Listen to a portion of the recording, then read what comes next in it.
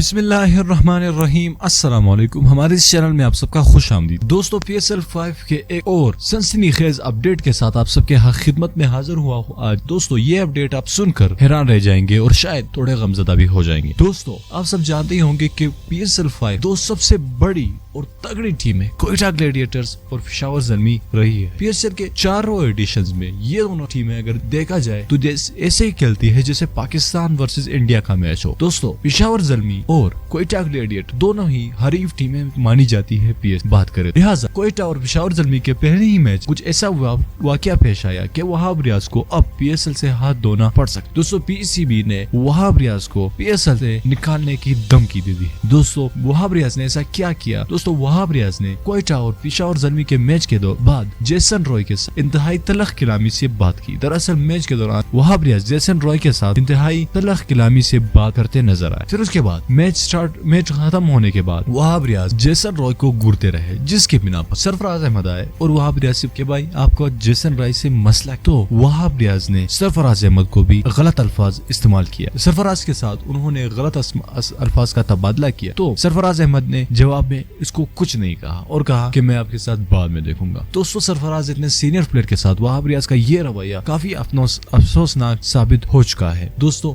सरफराज अहमद ने directly PCB Pakistan cricket board से शिकायत कर दी कि वहाब रियाज PSL और पाकिस्तान की इमेज को दाग लगा रहे हैं। दोस्तों फिर PCB की कमेटी ने इसकी सरफराज अहमद की दरखास्त पर रिव्यू किया और फाइनली PCB अब सिर्फ वहाब रियाज पर PSL से पाबंदी लगा। दोस्तों ये हो सकता है, मुमकिन तौर पर यह हो सकता है कि PSL 5 के एडिशन में आइंदा मैचों में वहाब रियाज को खेलने की इजाजत न, और अगर इतना स्ट्रिक्ट और खतरनाक सजा ना हुआ कम अज कम वहाब रियाज पर 5 मैचों का बैन। दोस्तों वहाब रियाज की इस रवैये से आप क्या समझते हैं? आपको क्या लगता है कि उसको बैन करना चाहिए या नहीं? आप हमें कमेंट करके नीचे जरूर बताइएगा।